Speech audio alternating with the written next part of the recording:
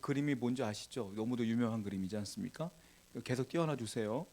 이 그림은요, 레오나르도 다빈치가 그린 최후의 만찬이라는 그림입니다. 오늘 본문이 최후의 만찬에 대한 이야기인데 그림이 그렇게 큰 그림이 아니다 보니까 지금 여러분들 잘 보일지 모르겠지만 이 그림은 산타 마리아 델라 그라치의 성당에 가면 옛날에 그 신부들이 그 수도원에 거무하던 모든 사람들이 밥을 먹던 식당이 있어요. 식당이 왼편에 그 식당에 붙어 있는 벽화입니다.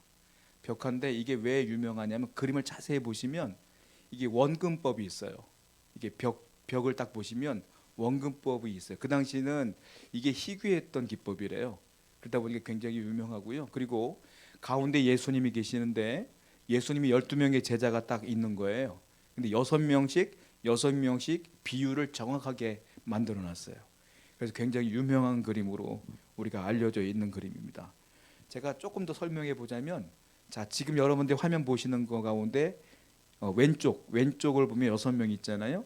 3명씩 끊어서 설명해 볼게요. 그림은 알겠는데 최후의 만찬인지는 알겠는데 누가 누군지를 잘 몰라요. 예수님은 알겠는데 제자들 중에 누가 누군지 잘 모르잖아요. 제가 설명해 드릴게요. 예수님 왼편에 보면 여성처럼 생긴 분이 계시죠. 약간 조금 가까운 가장 여자처럼 생기신 분이 누구냐면 예수님이 가장 사랑했던 제자 요한입니다. 요한이고요. 그리고 그 얼굴이 그 할아버지인데 수염이 하얀 분이 예수님 노려보고 있잖아요. 지금 누가 그 요한 옆에 그분이 누군지 아세요? 그분의 팔을 자세히 보세요. 팔을 보시면 여러분이 멀리 떨어져서 잘 안 보이는데 이 팔에 칼을 들고 있어요. 누구냐면 베드로예요. 베드로가 예수님께서 최후의 만찬 가운데 누가 나를 배신할 것이다. 확대가 되네. 누가 나를 배신할 것이다 라고 했을 때 누굽니까? 칼을 들고 지금 얘기하는 거예요. 베드로가 화가 났어. 저분이 베드로고요. 그리고 가운데 요한과 베드로 사이에 얼굴 검은 분 있죠. 저분이 누구냐면 오른손에 들고 있는 게 있어요. 그게 뭐냐면 돈주머니거든요. 전대를 들고 있어. 누구겠어요? 가룟유다예요. 예수님 팔아먹고 돈 받은 거야 지금. 돈을 미리 받아놓고 이제 이 만찬의 자리에서 예수님을 팔아먹는 장면이 나오게 되죠. 이 세 분이 요한과 베드로와 유다다라고 보는 거 되고요. 그리고 뒤에 서 있는 또 세 분이 계시죠. 이게 머리가 좀 벗겨지고 좀 그 수염이 하얀 분이 계셔요. 그분이 누구냐면 바돌로메라고 하는 분이에요. 바돌로메. 다른 말로 나다나엘. 나다나엘이 누군지 아시죠? 빌립이 전도한 분. 나다나엘을 표시한 거고, 그리고 그 가운데 있는 분이 있어요. 가운데 있는 분은 알페오의 아들 되는 야고보, 다른 말로 작은 야고보라고 그래요. 유명하지 않은 분인데, 그리고 맨 끝에 머리 검은 분 있죠. 저분이 베드로의 동생 안드레입니다. 안드레. 이렇게 해갖고 6명이 딱 있고요. 그리고 반대편을 볼까요? 오른편을 보시게 되면 아니 그 그림, 그 오른편에 있는 또 세 분을 또 설명해 드릴게요. 여기 보시면 두 손을 이렇게 쫙 막고 계시는 분이 계셔. 누구냐면은 야고보예요. 야고보. 누가 예수님께서 배신 나온다고 했을 때 화가 난 거야. 야고보도 성격이 보통이 아니라 이게 두 팔을 딱 벌려고 막고 있는 거예요. 야고보예요. 그리고 손가락 하나 들고 있는 분 있죠. 저 사람은 누구냐면 도마예요. 도마. 도마가 의심 많은 도마. 도마가 지금 예수님께 말하는 것이고, 그리고 그 사이에 서 있는 분이 계셔요. 그분은 누구냐면 아까 나다나엘을 전도했던 빌립을 말하는 거고요. 그리고 예수님과 상관없이 저 끝에 세 분은 자기들끼리 뭐라고 그렇게 얘기하고 있어. 저게 뭐냐면 어떤 장면이냐면은 예수님께서 누가 나를 팔 것이다 라고 했을 때 자기들끼리 수군대는 거예요. 누군데? 라고 수군수군대는 장면이에요. 저기 맨 처음에 그 손을 쫙 뻗고 계신 분, 저분이 누구냐면은 세리 마태입니다. 마태. 예수님의 제자 마태고요. 그리고 가운데 있는 분, 머리 곱슬곱슬한 분은 다데오.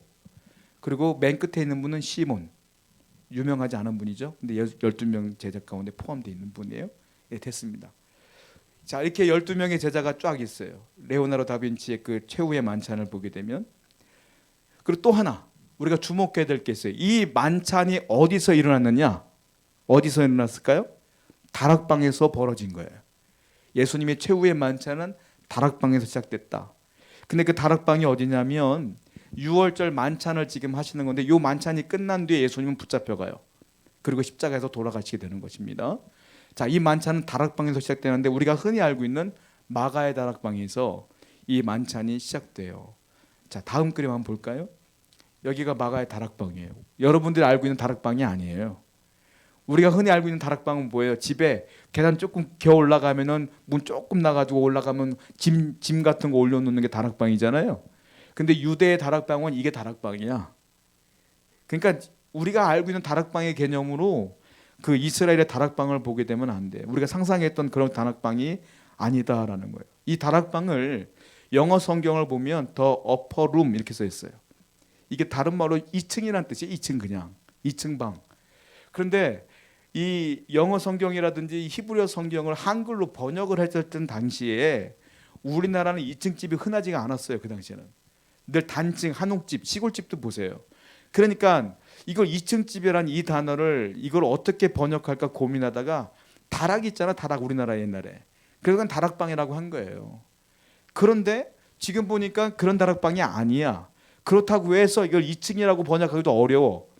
한국에서 우리 대한민국의 입장에서 볼 때는 다락방도 아니고 2층 방도 아니야. 이게 애매모호해. 우리가 어떻게 표현하기가 어려워요. 그래서 그냥 다락방이라고 표현한 걸 놔둔 거예요. 설교자가 공부해서 그냥 여러분에게 설명할 수 있는 부분이고 이걸 어떻게 똑같이 번역하기가 어렵습니다. 우리 이 사람들은 다락방이라고 하면 그 사람들은 다 알지. 어떤 건지. 우리는 익숙치가 않은 거예요. 굉장히 커요. 여기서 만찬이 있었던 것이고 그리고 기둥을 보시게 되면 가운데 기둥이 3개가 있고요. 아치형으로 기둥이 뻗어나가요. 이렇게 쭉. 굉장히 아름답습니다. 로마네스크 방식이라고 해서 굉장히 아름다운 방식으로 이렇게 꾸며져 있어요. 그러니까 이 다락방이 굉장히 크고 이 당시에 사람들이 예배당이 없었을 때는 여기에 올라와서 여기서 예배를 드렸다라고 보시면 돼요. 근데 이 다락방에는 기구한 사연들이 있어요. 됐습니다, 집사님. 기구한 사연들이 있어요. 왜냐면 이 다락방이요, 이게 한 번 없어졌어요. 없어졌다고 지금 우리가 본 사진 있지 않습니까? 그게 재건된 거야, 사실은. 옛날에 있던 그 다락방 그 모습으로 재건한 거예요.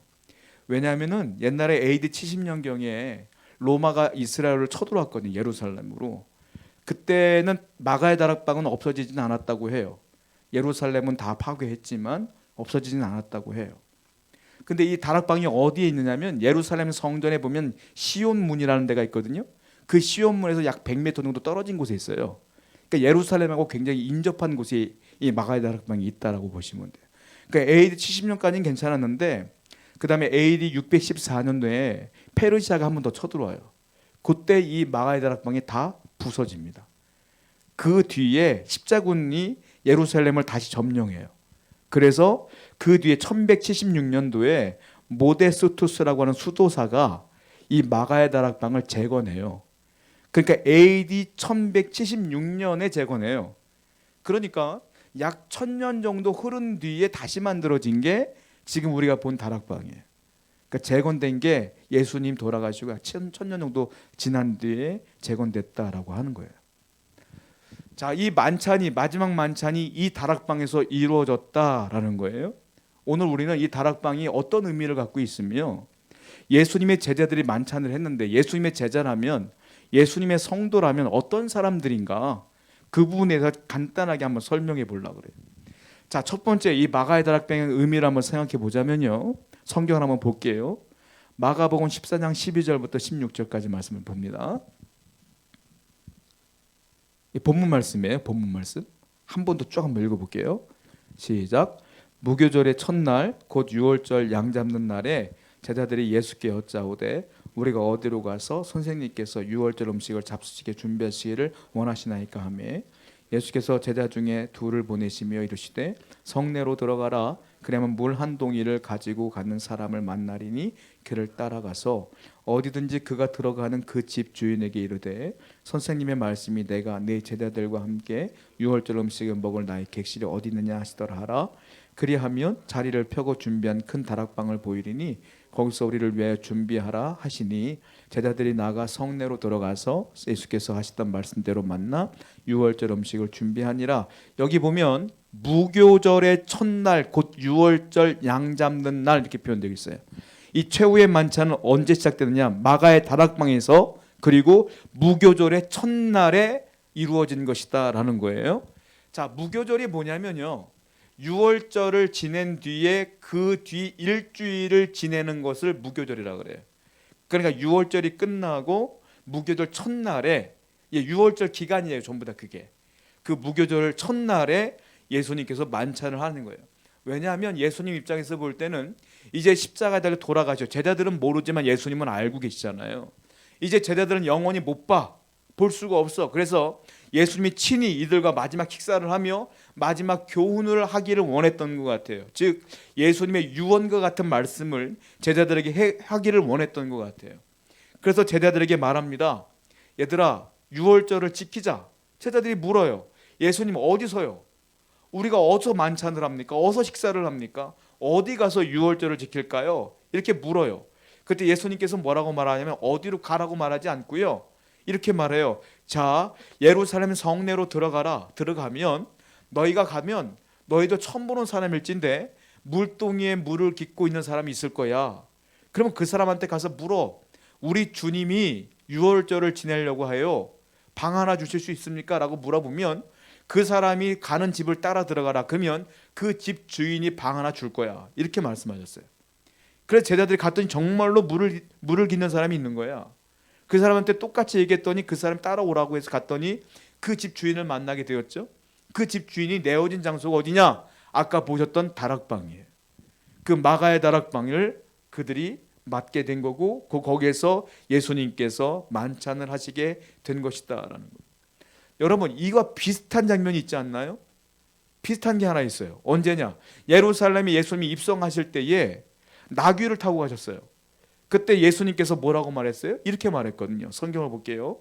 마가복음 11장 1절부터 6절입니다. 시작. 그들이 예루살렘에 가까이 와서 감람산 벳바게와 베다니에 이르렀을 때에 예수께서 제자들 둘을 보내시며 이르시되 너희는 맞은편 마을로 가라. 그리로 들어가면 곧 아직 아무도 타보지 않은 나귀 새끼가 매어 있는 것을 보리니 풀어 끌고 오라. 만일 누가 너희에게 왜 이렇게 하느냐 묻거든 주가 쓰시겠다 하라. 그리하면 즉시 이리로 보내리라 하시니 제자들이 가서 본즉 나귀 새끼가 문 앞에 거리에 매어 있는지라 그것을 푸니 거기 서 있는 사람 중 어떤 이들이 이르되 나귀 새끼 풀어 무엇을 하려느냐 하며 제자들이 예수께 하신 이르신 대로 말하는데 이에 허락하는지라. 자, 똑같은 장면이에요. 예수님께서 말씀했어요. 야, 저기 가면은 새끼 나귀를 갖고 있는 주인이 있을 거야. 그 사람한테 그 나귀 새끼를 달라 그래라. 근데 예수님도 모르는 사람이고 그 사람도 예수님 모르는 사람이야. 제자들이 갔어요. 무조건 순종하며 갔어. 갔더니 정말 있는 거야. 그래서 물어봐요. 이거 새끼 나귀를 좀 주시죠. 그 주인이 뭐라고 그러겠어요? 왜? 라고 말했겠죠. 근데 제자들이 뭐라고 말합니까? 주님이 쓰실 거예요. 이렇게 말했어요. 우리 예수님이 타실 거란 말이에요. 그때 그 사람은 이건 얼마고요? 왜 그러십니까? 라고 묻지도 않아. 주님이 쓰시겠다 하라 했을 때 그래요 하고 내어줬다 이거예요. 자, 다락방도 마찬가지예요. 다락방도 주님이 쓰시겠다 했을 때에 그 사람이 내어준 거야. 주님이 그 사람과 대화한 것도 아니고 얼마를 주고 대여한 것도 아니고 그 사람 입장에서는 왜 그러냐고 묻지도 않아. 그냥 주님이 쓰시겠다고 하니까 내어드리고, 주님이 유월절날 만찬을 하려고 해요. 그랬더니 내어드리는 거예요. 이게 무슨 말입니까? 자, 지금 다락방 주인이나 나귀의 주인이나 그리고 예수님의 제자들이나 똑같이 예수님이 하라는 대로 하는 거야. 그리고 주님이 쓰신다고 했을 때 아무것도 묻지 않고 네 하고 내려드리는 거예요.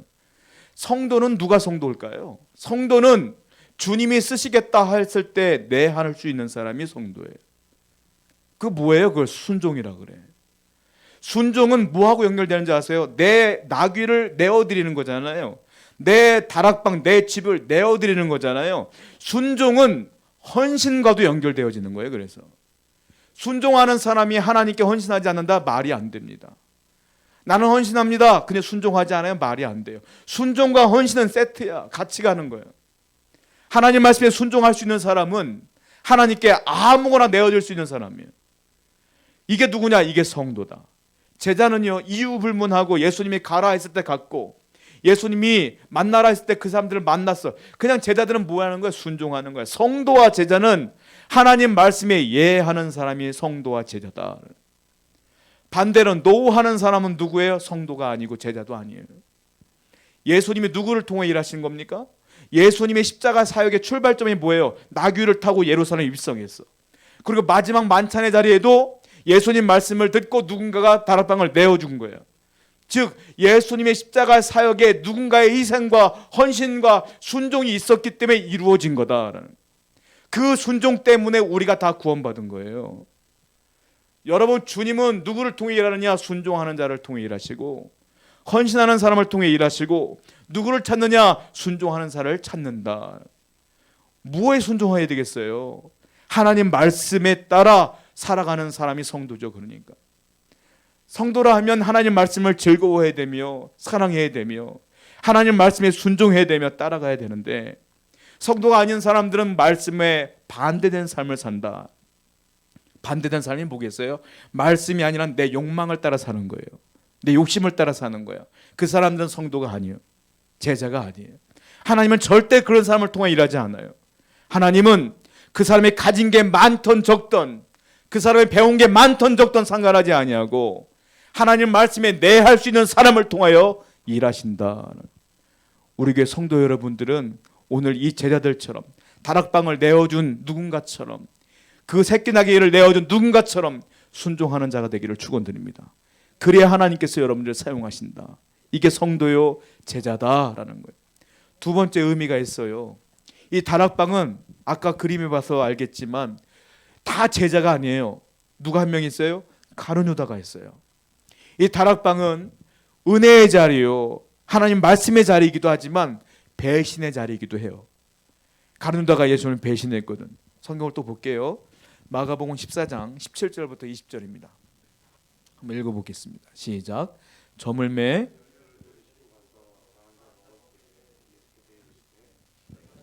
너희 이르노니 너희 중에 한 사람 곧 나와 함께 먹는 자가 나를 팔리라 하신대. 그들이 근심하여 하나씩 나는 아니지요 하고 말하기 시작하니 그들에게 이르시되 열둘 중에 하나 곧 나와 함께 그릇에 손을 넣은 자니라. 자, 누가 배신했어요? 잘 아시죠? 누구예요? 가룟 유다가 배신했어요. 예수님은 가룟 유다뿐만이 아니라 그 제자들에게도 동일하게 말씀하셨어요. 이 중에 누가 나를 배신할 것이다. 그런데 가룟 유다는 이미 배신했거든. 이미 대제사장에게 돈도 다 받았어. 이제 예수님을 넘겨주기만 하면 돼요. 그런데도 양심의 가책을 안 느껴요. 예수님은 그렇게까지 얘기했으면 가룟 유다를 얘기하는 거 아니겠어요? 가룟 유다는 양심의 가책을 안 느껴. 거기다 예수님이 또 뭐라고 말합니까? 나와 함께 그릇에 손을 넣는 자가 배신하는 자야. 유다가 손을 넣었거든. 그런데도 유다는 양심에 화인 맞은 자라 그는 끝까지 자기 길을 가요. 결국 배신했죠. 자, 또 말씀 하나 볼까요? 마가복음 14장 21절 말씀입니다. 예수님이 배신한 유다에게 이렇게 말씀하십니다. 읽어보겠습니다. 시작. 인자는 자기에 대하여 기록된 대로 인자를 파는 그 사람에게는 화가 있으리로다. 그 사람은 차라리 나지 아니하였더라면 자기에게 좋을 뻔하였느니라 하시니라. 제가 이 부분을 가지고 주석책을 4권을 봤어요. 왜냐하면 사람들이 그렇게 얘기해요. 가룟 유다가 너무 억울하다고. 가룟 유다는 예수님께서, 하나님께서 미리 배신하라고 쫙 정해놓은 사람 아니냐. 그래놓고 가룟 유다에게 예수님께서 이렇게 저주를 한단 말이야? 라고 말해요. 뭐라고 저주했어요? 인자는 자기에 대하여 기록된 대로 가거니와 인자를 파는 그 사람에게는 화가 있으리로다. 어떻게 저주합니까? 그 사람은 차라리 나지 아니하였더라면 자기에게 좋을 뻔하였느니라. 차라리 태어나지 말라. 이 정도로 악한 죄를 짓도록 놔뒀느냐, 사람들이 이렇게 질문하는 경우도 있는데, 모든 주석책에 공통적으로 말하는 게 뭐냐면 하나님은 가룟 유다가 배신할 걸 알고 계셨다. 이 공통점이야. 예수님도 알고 계셨잖아요. 하나님은 알고 계셨다. 다른 말로 말하면 하나님의 큰 섭리 가운데 유다의 배신은 있었다. 맞아요. 그런데 주석책마다 다 뭐라고 말하냐면 이렇게 얘기하고 있어요. 그러나 선택은 하나님께서 이걸 선택하라고 강요한 건 아니다. 하나님은 수많은 말씀을 통하여 다 이 모든 것들을 이루고 계시지만 가룟 유다에게 예수님은 끊임없이 돌이킬 기회를 줬고 선택하지 말라고 계속 말씀하셨고 계속 하나님은 너는 아니지. 그러니까 섭리 가운데 있지만 팔라고 하나님께서 이끌진 않았다는 거예요. 이건 누구의 선택이냐? 유다의 선택이다. 마귀에게 속은 유다의 선택이기 때문에 예수님은 차라리 나지 않았더라면 라고 말씀하신 것이다 라고 말하는 거예요. 즉 가룟 유다는 결국은 자기가 다 팔아놓고 예수님이 그렇게까지 얘기했음에도 불구하고 끝까지 배신을 했다라고 하는 거 아니겠어요? 다 제자가 아니었어요. 한 명이 배신자가 있었어. 그 자리에. 배신은 뭐예요? 배신은 한자를 보게 되니까 배신이 한자잖아요. 이게 배반할 배자에다가 믿을 신자를 써요. 그러니까 배신이 뭐냐면 믿음을 배신한 게 배신이에요. 그러니까 가룟 유다는 뭘 배신한 거냐? 예수님의 믿음을 배신한 거예요. 예수님은 유다가 돌아올 걸 기대하며 끝까지 3년 동안 데리고 다니는 거예요, 제자로서. 그리고 수많은 기회를 줬고 은혜를 줬고 말씀을 줬음에도 불구하고 결국은 배신했다.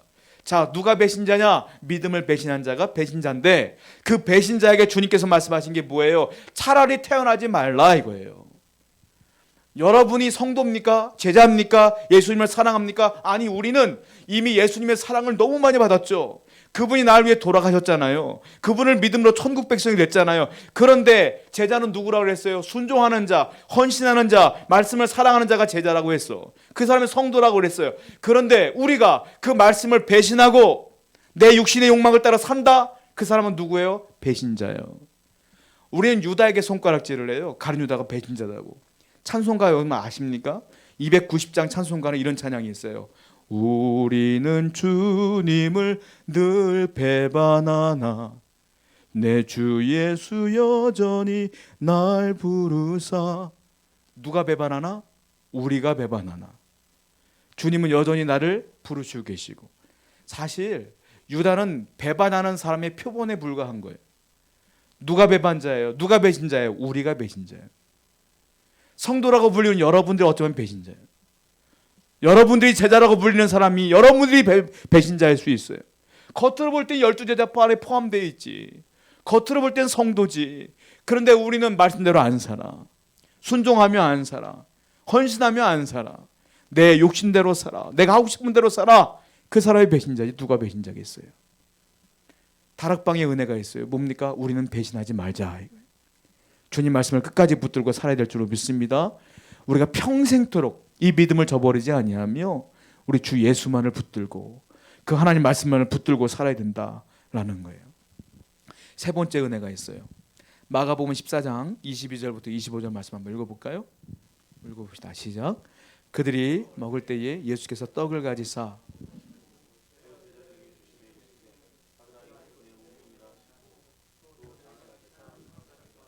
그들에게 주시니 다 이를 마시매 이르시되 이것은 많은 사람을 위하여 흘리는 나의 피 곧 언약의 피니라.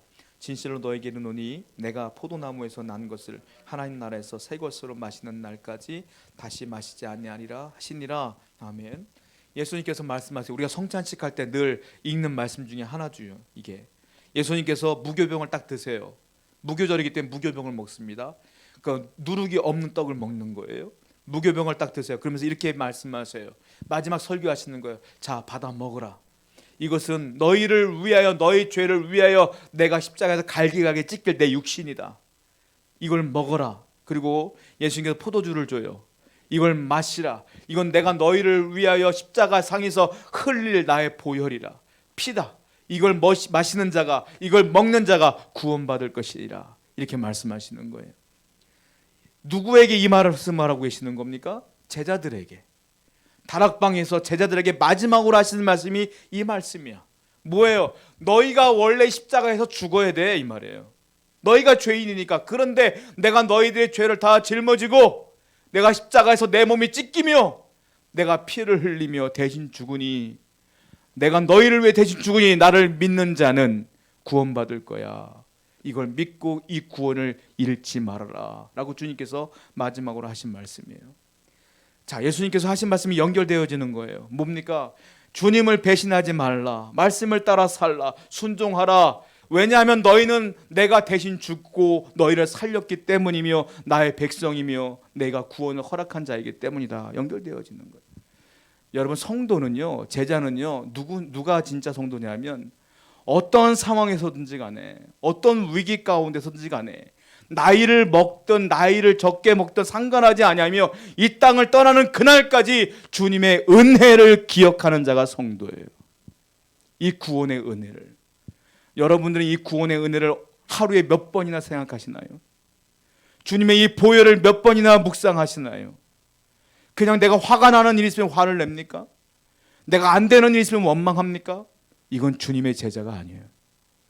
주님의 제자는 주님의 몸을, 그 떡을, 그 보혈을, 그 포도주를 기억하며 늘 묵상하는 자가 주님의 제자가 아니겠어요?